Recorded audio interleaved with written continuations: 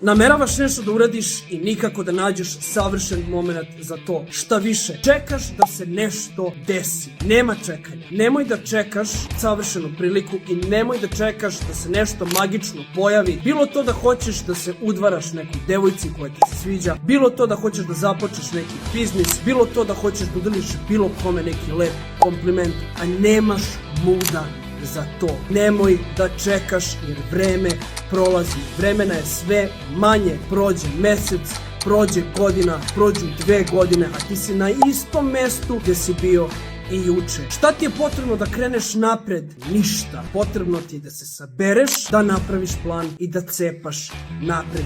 Nemoj da se plašiš, zato što ako kreneš što pre, imat ćeš više vremena da uradiš to što si zamislio. Ako kreneš da radiš neki biznis, imat ćeš više vremena da razvijaš biznis. Što je najjače od svega, imat ćeš vremena i da zajebeš, jer ćeš moći posle da se ispraviš i da nastaviš dalje.